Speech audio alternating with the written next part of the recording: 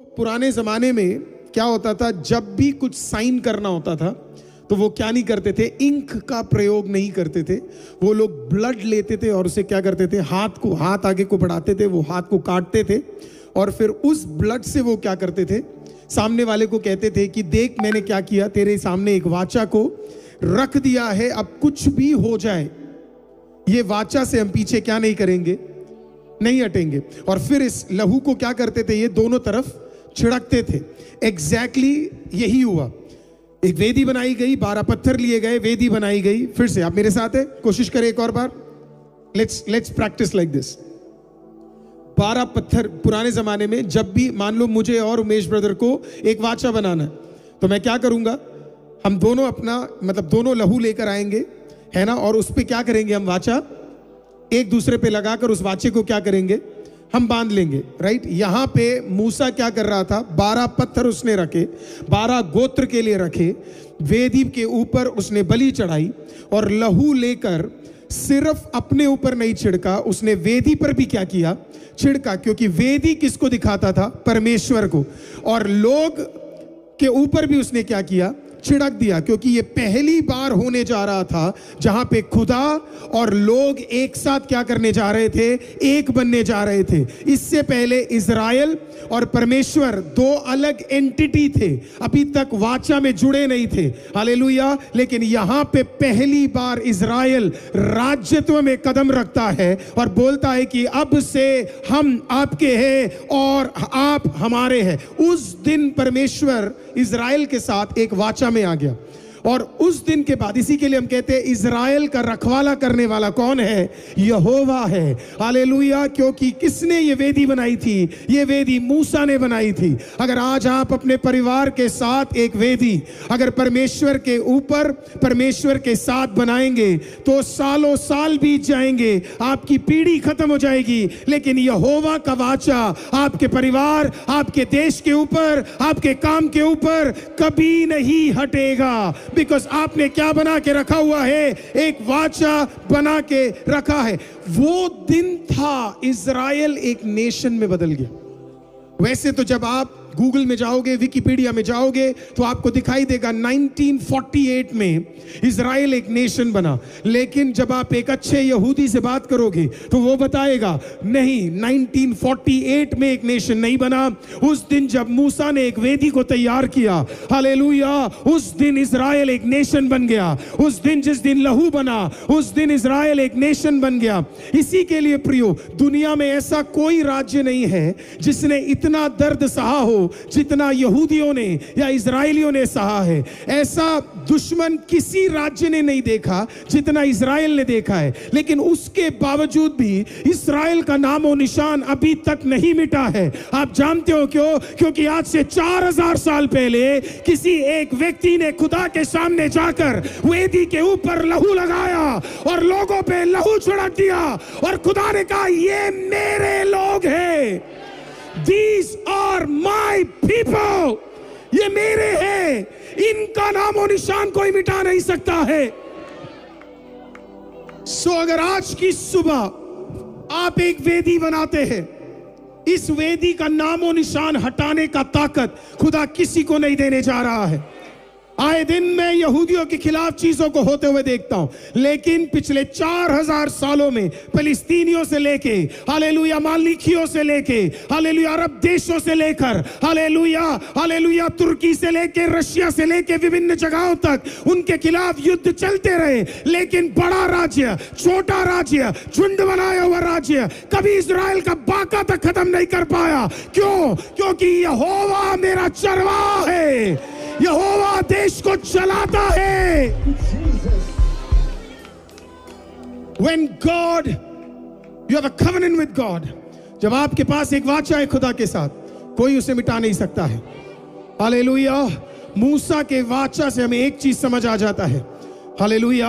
आज अगर आप खड़े होंगे, आप सिर्फ अपने लिए एक वाचा तैयार नहीं कर रहे, आप अपने देश के लिए एक वाचा तैयार करने जा रहे हैं। है मसीहो, अगर आप और मैं दुआ करने लग जाए तो मैं आपको बताता हूं, भारत के खिलाफ भी आने वाले हर परिस्थिति को भारत लड़ेगा। क्यों लड़ेगा? क्योंकि यहोवा मदद करेगा। हालेलुया। आज हम एक कलीसिया है, अगर कलीसिया सही वेदी तैयार करेगा, वो वेदी कभी नहीं टूटेगा। कहने का मतलब कलीसिया कभी नहीं टूटेगा। हालेलुया। परमेश्वर ने क्या बोला पता है? देख, मैं कलीसिया को बनाता हूं और इसको पाताल की ताकत भी कुछ नहीं कर पाएगी। हालेलुया। नहीं समझ आया आपको? हालेलुया। परमेश्वर ने क्या कहा पता है? हालेलुया, मैं अपना ही लहू वेदी पे डालने जा रहा हूं। हालेलुया। एक लहू अगर मैं अपने ऊपर ले रहा हूं तो दूसरा मैं लोगों पे छिड़कने जा रहा हूं। हालेलुया। कलीसिया पे छिड़कने जा रहा हूं। हालेलुया। इस कलीसिया को खत्म करने का ताकत खुदा किसी को नहीं देने जा रहा है, कभी नहीं देने जा रहा है। क्यों? क्योंकि इसके ऊपर लहू किसने बहाया है? यीशु ने। Church will never be finished, कभी खत्म नहीं होगा चर्च। इनफैक्ट चर्च सिर्फ बढ़ता ही रहेगा। इसके नंबर्स आपको पृथ्वी में कभी कम नहीं होते हुए देखेंगे। इनफैक्ट पिछले 2000 साल में अगर कोई एक चीज है जो अभी तक बढ़ रहा है, बाकी सारी चीजें कभी घटी है, कभी उठी है, कभी नीचे गई है, लेकिन अगर कोई चीज है जिसका ग्राफ ऐसा ही जा रहा है, वो सिर्फ और सिर्फ प्रभु यीशु मसीह की कलीसिया है और कोई चीज नहीं है। आप पिछले एक महीने का स्टॉक मार्केट उठा लो, आपको उतार चढ़ाव दिखेगा। आमीन। दुनिया के सबसे ताकतवर 5 राज्य का उठा लो, आपको उतार चढ़ाव दिखेगा। पर 2000 साल में आपको नीचे जाते हुए कलीसिया कभी नहीं दिखेगा, हमेशा उठा। जब पागल नीरो राजा खिलाफ था तब भी कलीसिया बड़ी थी, घटी नहीं थी। हालेलुया। आमीन। से पहले 300 साल रोमी साम्राज्य खिलाफ था, तब भी घटी नहीं, बड़ी है। Praise the Lord. अफगानिस्तान से लेके ईरान से लेके हालेलुया हर एक राज्य में जहां मसीहों का सताव हुआ, अफ्रीका नाइजीरिया में भी जो हो रहा है, कलीसिया घटेगा नहीं, कलीसिया सिर्फ बढ़ेगा। मैं कल नॉर्थ नाइजीरिया में होने वाले एक बड़े रिवाइवल को देख रहा था। अभी सबसे ज्यादा लोग नाइजीरिया में, अगर आप बोलते आप एक मसीह है, तो नाइजीरिया में क्या कर रहे पता है? नॉर्दर्न पार्ट ऑफ नाइजीरिया में लोगों को उठा उठा के काट के खत्म कर रहे है ना, सीधा पकड़ रहे और काट रहे।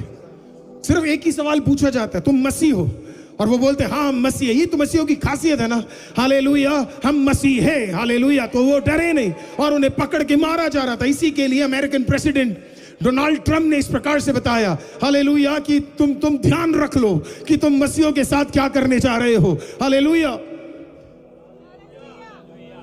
वो सब डरे हुए थे और सबको लग रहा था कि बस अब उस नाइजीरिया के उस भाग में अब कुछ नहीं हो सकता करके।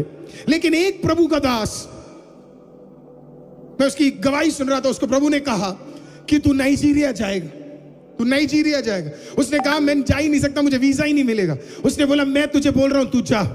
उसने जाके वीजा अप्लाई किया, उसको वीजा मिल गया। उसने वहां पे किसी को कांटेक्ट किया और बोला मैं आ रहा हूं अपनी टीम के साथ, हम मीटिंग करेंगे। तो उन्होंने बोला कि आप मीटिंग करोगे, यहां पे तो मारा काटी हो रही है।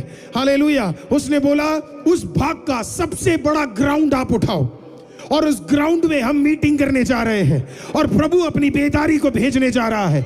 ऑर्गेनाइजर ने बोला आप मजाक कर रहे हो, यहाँ पे आए दिन हजारों की तादाद में लोगों को खत्म कर दिया जा रहा है, कोई बंदूक से मर रहा है, हालेलुया, कोई तो पीस पीस करके काटा जा रहा है, किसी का रेप हो रहा है। उसने बोला नहीं होगा। उसने कहा मैं परमेश्वर की ओर से आ रहा हूं, खुदा ने मुझे कहा एक बेदारी खुदा भेजने जा रहा है। मैं आपको एक खुशखबरी बताऊं, उस जगह का सबसे बड़ा, उस एरिया का सबसे बड़ा ग्राउंड उठा लिया। विश्वास के साथ तंबू गाड़ दिए गए, विश्वास के साथ लाइट लगाए गए, विश्वास के साथ स्क्रीन लगाए गए। अभी उस ग्राउंड में बैठने के लिए जगह नहीं है। आज उसका आखिरी दिन का मीटिंग है। हालेलुया। ट्रेजेक्टरी नीचे को नहीं गई है, ट्रेजेक्टरी ऊपर को गई है, क्योंकि वेदी बनाने वाला यीशु मसीह है। बहाया हुआ लहू यीशु मसीह का है।